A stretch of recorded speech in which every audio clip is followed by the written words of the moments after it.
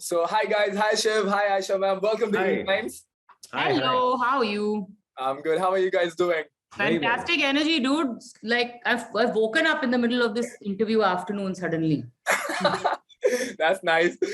I must start by saying I saw the trailer. Okay, in such time we need a sweet family drama like the show I saw. It's really good. I was smiling all the time. This little no joke of the family and everything.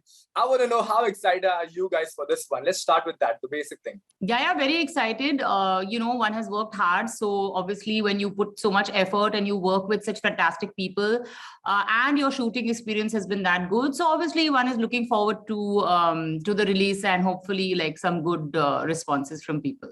Shiv, what about you? Yeah, same. I'm very happy to like Aisha saying, your energy is fantastic, and I'm very happy, and I hope that with this positive energy, people sort of view this web series and they like what they see. We can only put our best foot forward and present something which we think will be palatable and will be interesting for people to watch. Yeah. So yeah, I'm just very happy and curious also to see how this show is received. I'm sure it's going to be amazing. I want to talk about the show. I saw the trailer. From the trailer, what I gathered is a sweet family drama with sweet and sour moments in the family. Like Aisha ma'am's character dealing with the Nigerian prince, you being the elder brother in the family, you're dealing with your own issues.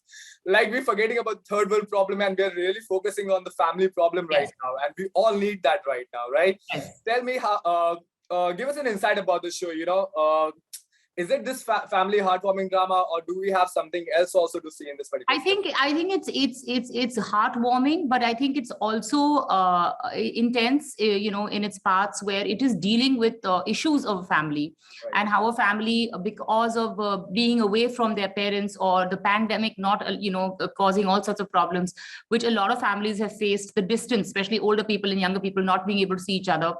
And when the family meets, how do they sort of resolve these differences amongst themselves? And I've said this at other interviews that from a woman's point of view, an Indian woman, a mother, maybe not so educated or exposed, they are generally taught to hide or suppress what they feel for the better of the family, better of the mother-in-law, better of the husband, children. Their own opinions are then taught to them to sort of swallow them, ki apna dukh pi jao types. But here, I think the way Supriya, which is my character, expresses her emotions, expresses her grief, and sort of then tries to understand also that no, my children are also going through something. It's not just about me. Or they realize that, our mother is not just always there to feed us halwa and to feed us kheer, but she's a woman. She has her own life and her own issues. And so how we as parents and children understand each other's perspectives, I think that is, to me, the essence of what Sutliyan is about. Shiv, what's your take on it? I think life can be very complex, and family can be even more complex, because you are taught from a very young age, just because you're born into a family, so you have that's the setup you have to grow up with, and who you have to be with. But as you grow up as a human being, you start developing a mind of your own. So this show sort of deals with this family at a point where this family sort of has, each individual in this family has a mind of his own or her own. And how now the mother or the elder brother, who probably has seen his siblings from a younger age, or the mother has seen all three kids from a young age, has to adapt to this new mindset. And at one point realize that, okay, they may be my siblings or they may be my kids, but they're also human beings and individuals. So how these four different mindsets come together is interesting. All right, let me ask you one fun question around this, okay? Since we see all such family issues in it, okay, and we see so many small issues, tell me, was there one particular issue that you have personally dealt with in this show on a personal level? Any issues? Yeah, I mean, very difficult to say. But I think I felt it. I said this before, that my mother is 83 and she's living next to me. And even though I was very fortunate to have her with me in the pandemic and look after her, I could sense, even when I went to visit my mom-in-law, unfortunately, she passed away due to COVID, but we also hadn't seen her in a couple of years. But by the time I got to her, I felt that she was in a bit of a depression. Although, again, she was surrounded by people. My mother has been surrounded by people, and yet they are in a depression. And I felt that with senior citizens, especially being so scared and being locked up, you don't realize the mental effect that it has on them. So as Supriya, I guess, yes, I felt that this is probably what she would have been feeling. So I'm sorry, this is grave, but this is what, I felt. Yeah. But it's necessary as well. How about you, Shiv? Yeah, I think I'll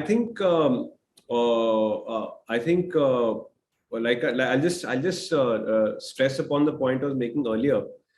Basically, a lot of times, just because someone is your father or mother, you are expected to behave a certain way with them. Mhm. But father-son relationships or mother-son relationships can also become very complex. Mhm. So I have, of course, with my parents also, I've gone through a up and down, and the relationship keeps evolving. Similarly, with my siblings also, the relationship keeps evolving. That's only due to a facet of, because each person is also, their mind is developing in a certain way and they're changing as people. So I think you have to realize that just because you've been a certain way with them from a younger age doesn't mean that they're the same person when they grow up. So adaptability is very important in a family dynamic. Yeah. This show sort of in a way deals with adaptability. Oh, that's a very good way to put it, yeah. But Shiva, I also want to talk to you about Shisha. Last I saw you in Shisha and I loved you in that. All right. Thanks, man. Congratulations on the success of that Thank as you. well. Thank you. Tell me, what does it mean for an actor like you to be a part of something like a great cinema, I can say, because we haven't seen a movie like this in a very long time.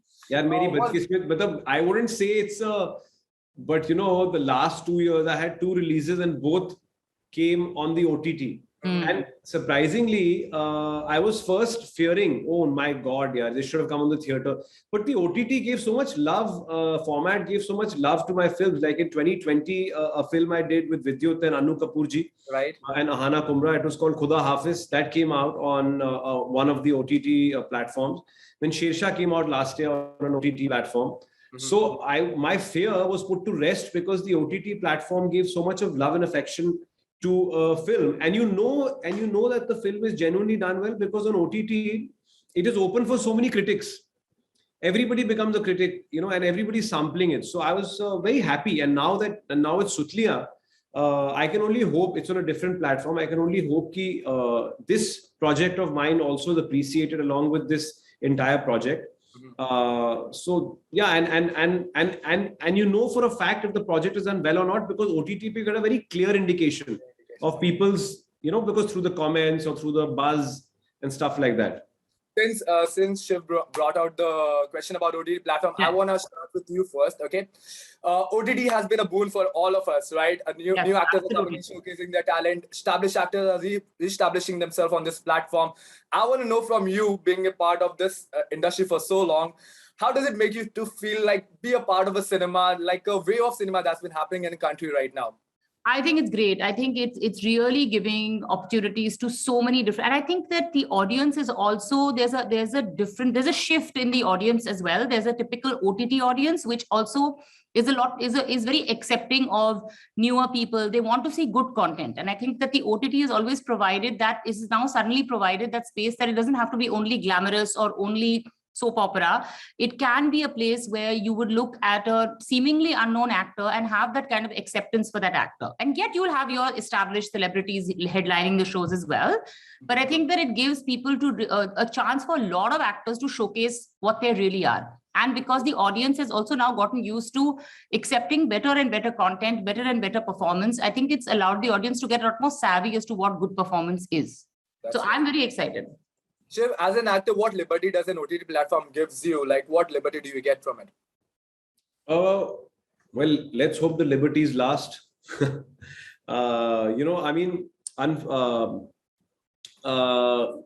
currently is not sanitized the way television and theater is.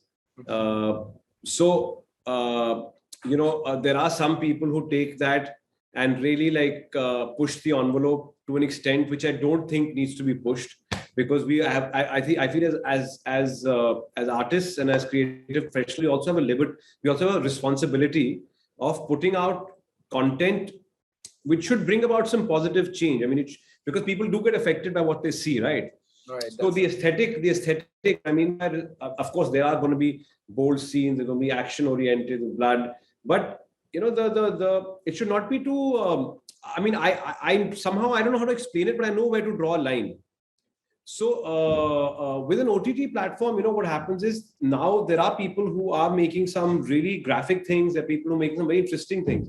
So you as an actor, you figure out your own balance as to what is your, what is the, where you can go in terms of how far you can go in terms of pushing the envelope as an actor yourself. Mm-hmm. So I know my limitations. There are certain times because when I read a scene, if I don't feel aesthetically it's in the right space, then I sort of back out from it. Oh, that's very interesting. As an actor, Ayesha ma'am, even I want to know from you what Shiv is trying to say. As an actor, do you feel responsible towards the society? Like, do you feel that?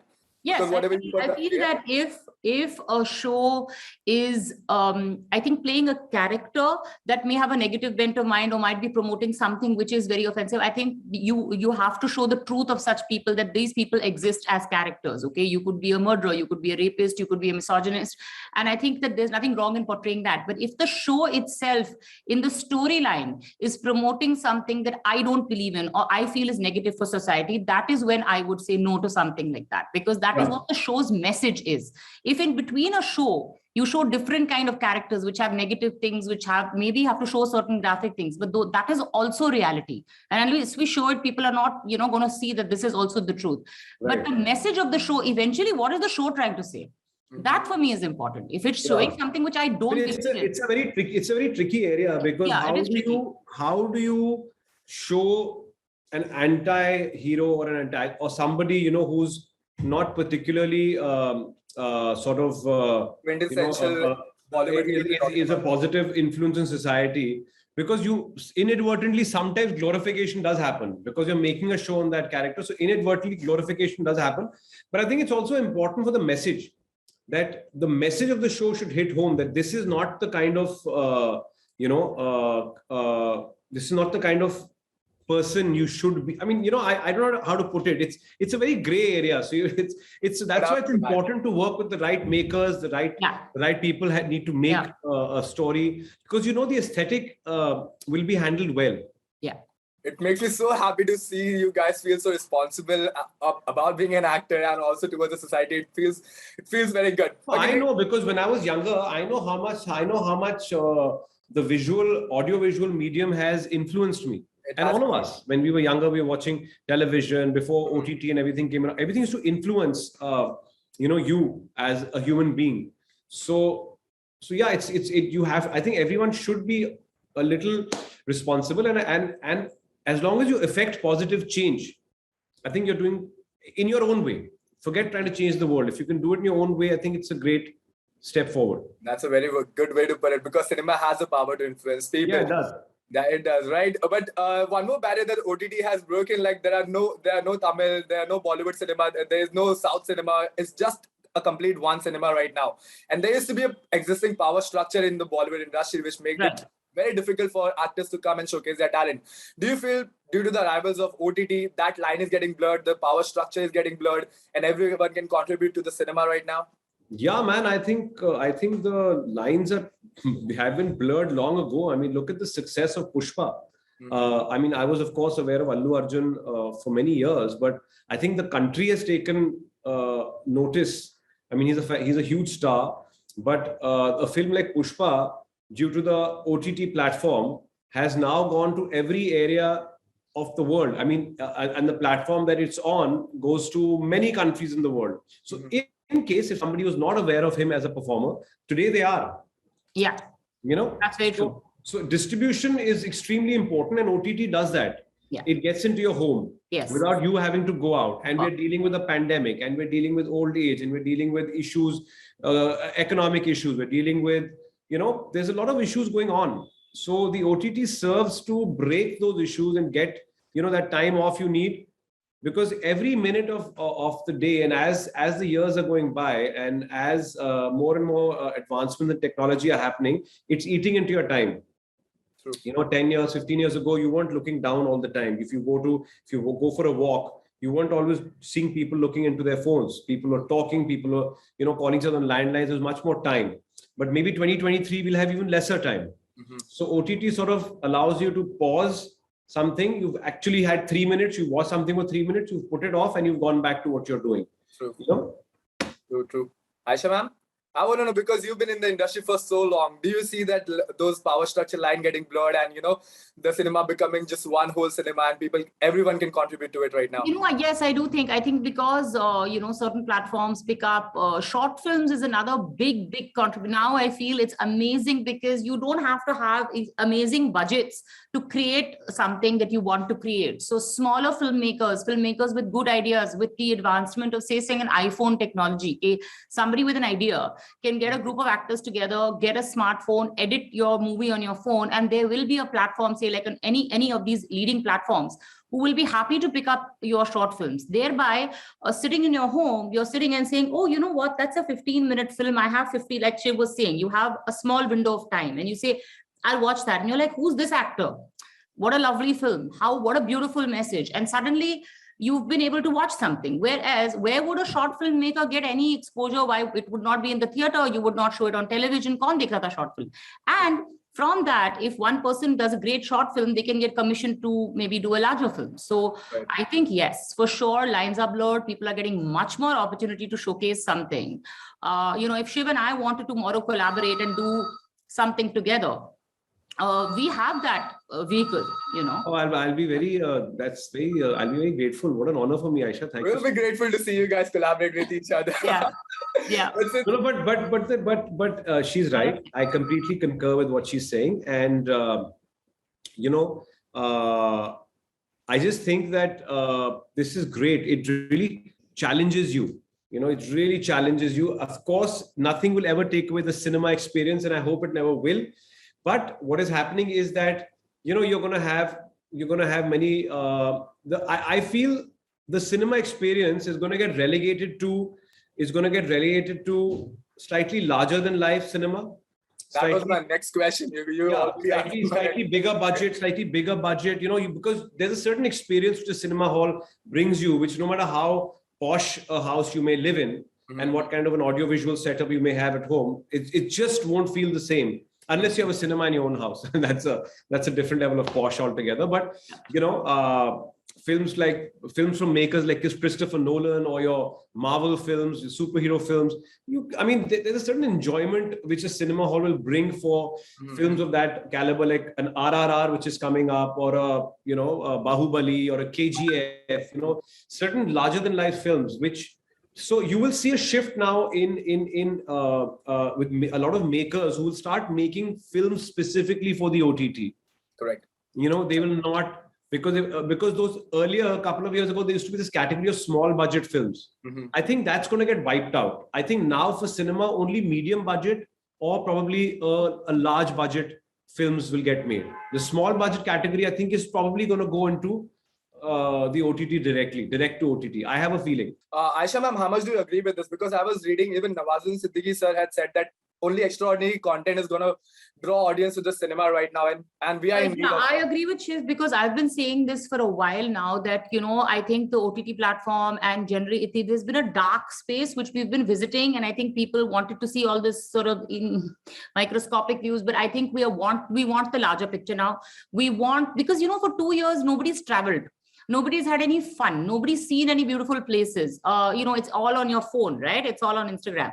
When you go to the cinema, you do want an extraordinary experience. You do want the sci-fi. You want the Bahubalis. You want, even I would say, you want the Yash Chopras of the world to be back. You want the Karan Johars to be back, because all of that beauty somewhere you are lacking right now. The pandemic has created a void in people's lives. Cinema really will scale. It will scale, and people will want to see more and more exotic locations, fantasy-like situations. And I think that, that's how cinema will go.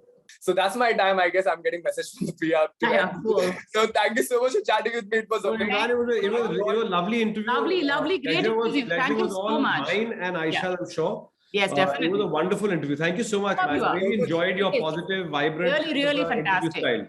Fantastic. Thank you so much, guys. Thank I got a lot of good insight and a lot of good perspective. Thank you. I can frame my other questions to other actors right now.